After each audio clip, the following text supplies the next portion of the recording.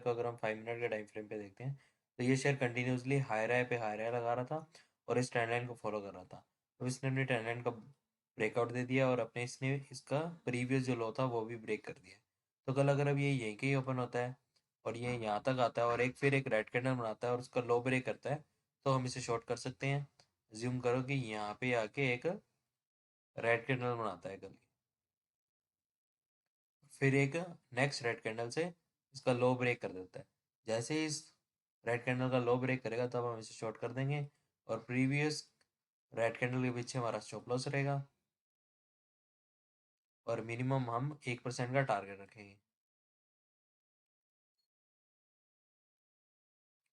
और अगर मैं अपने हर एक स्टॉक में यही स्ट्रेटजी एक्सप्लेन करने वाला हूँ, तो अगर इस स्ट्रेटजी को डीपली समझना है, कब मेरे को पता लगता है कि ये डाउन ट्रेंड में है, कब ये हाई ट्रेंड में है, कब पोजीशन बनानी है, कब नहीं बनानी, ये सारी चीज़ें अगर आप सीखना चाहते हो तो मैं वीडियो के एंड में एक 6 घंटे की मेरी बेसिक्स ऑफ स्टॉक मार्केट की वीडियो मैंने डाल रखी है। जो बिगिनर्स हैं वो उसमें से देख सकते हैं कि कैंडलस्टिक्स क्या होती है, पैटर्न्स क्या होते हैं और सारी बेसिक चीज़ें मैंने एक 6 घंटे की वीडियो बनाई हुई है जो कि लास्ट के वीडियो के एंड में मैं शेयर कर दूँ। नेक्स्ट शेयर है ओबरॉय रियल्टी। अगर ओबरॉय रियल्टी को अगर हम 5 मिनट के टाइम फ्रेम पे देखते हैं तो ये शेयर भी कंटिन्यूसली हाई राय लगा रहा था। उसके बाद इस और ये कंटिन्यूसली इस ट्रेंड लाइन को फॉलो कर रहे हैं। अब इसने अपनी ट्रेंड लाइन का ब्रेकआउट दे दिया और ब्रेकआउट देने के बाद फिर से इसने हाई लगाने की कोशिश की, बट यहाँ पे सेलर्स बहुत ज़्यादा हावी हो गए इस जोन पे। इस जोन से सेलर्स ने ऊपर जाने ही नहीं दिया किसी भी प्राइस को और बार बार जैसे ही ऊपर जाता दबा देते, बार बार जैसे ही ऊपर जाता दबा देते। और ये जो इसकी एक लास्ट सपोर्ट थी जहाँ से बाइंग आ रही थी उस जोन को भी ब्रेक कर दिया, तो अब सेलर्स हावी हो चुके हैं। तो कल अगर अब ये यहीं का ही ओपन होता है और ये यहाँ तक जाता है और एक रेड कैंडल बनाता है, जूम करो कि ये यहाँ पे एक रेड कैंडल बनाता है और जैसे ही इस रेड कैंडल का लो ब्रेक होएगा नेक्स्ट रेड कैंडल से, तब हम इसमें पोजीशन बना लेंगे और प्रीवियस रेड कैंडल के पीछे हमारा स्टॉप लॉस रहेगा और मिनिमम हम 1% का टारगेट रखेंगे। नेक्स्ट शेयर है पीडीएसएल। पीडीएसएल को अगर हम 5 मिनट के टाइम फ्रेम पे देखते हैं तो ये शेयर कंटिन्यूसली लोअर लो लगा रहा था, इस डाउन ट्रेंड लाइन को फॉलो कर रहा था। इसके बाद इसने अपनी डाउन ट्रेंड लाइन का ब्रेकआउट दे दिया और ब्रेकआउट देने के बाद ये कंसोलिडेट करने लग गया इस जोन में। तो अब ये जब इस जोन में आ गया तो ये कहीं ना कहीं अप ट्रेंड में आ चुका है। कंप्लीटली नहीं कह सकते लेकिन कहीं ना कहीं। तो अब यहाँ पे देख सकते हो कि यहाँ पे एकदम से इसने पुल बैक लिया और फिर एकदम से शार्प बाइंग आई और अब फिर से कंसोलिडेट करने लग गया। अब ये हम इस सपोर्ट पे यहाँ पे अगर कल ये यहीं के ही ओपन होता है और एक ग्रीन कैंडल बनाता है, अज्यूम करो कि यहीं ओपन हुआ और यहाँ पे एक इसने ग्रीन कैंडल बनाई, जैसे ही इस ग्रीन कैंडल का हाई ब्रेक होगा, ग्रीन कैंडल का हाई ब्रेक होते ही हमने पोजीशन बना लेनी है और इस ग्रीन कैंडल के जस्ट पीछे प्रीवियस ग्रीन कैंडल के पीछे हमारा स्टॉप लॉस रहेगा और मिनिमम हम 1% का टारगेट रखेंगे। सो अब मुझे क्यों, क्योंकि बिगिनर्स जो होते हैं वो कहीं पे भी कोई सपोर्ट एंड रेजिस्टेंस ड्रॉ करके, अब बिगिनर्स के साथ क्या होता है कि यहाँ उनको सपोर्ट दिखी तो यहाँ एक ग्रीन कैंडल बनती ही वो बाय कर लेते हैं। अब उनका स्टॉप लॉस हिट हो जाता है और हमारा क्यों नहीं होगा उसका रीजन ये है कि क्योंकि हमें पता है कि अब मार्केट अप ट्रेंड में आ चुकी है। पहले लोअर लो पे लोअर लो लगा रही थी, फिर काफी टाइम कंसोलिडेट किया और कंसोलिडेट करने के बाद अब उसने ब्रेकआउट दिया, तो अब ये क्लियरली इंडिकेट करता है कि मार्केट अब ट्रेंड में है, तो अब बाइंग ही बनती है।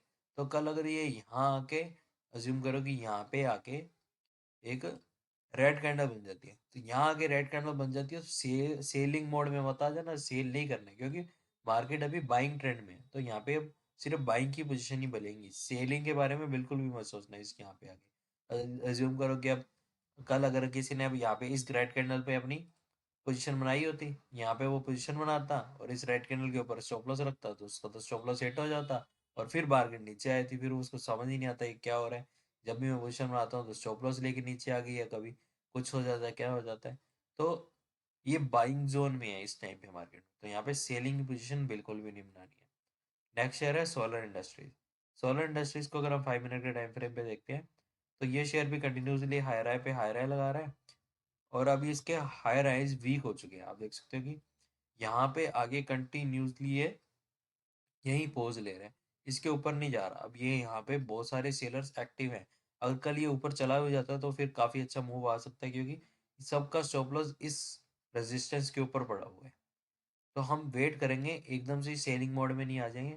हम वेट करेंगे कि ये कम से कम ये इस जोन को ब्रेक कर दे।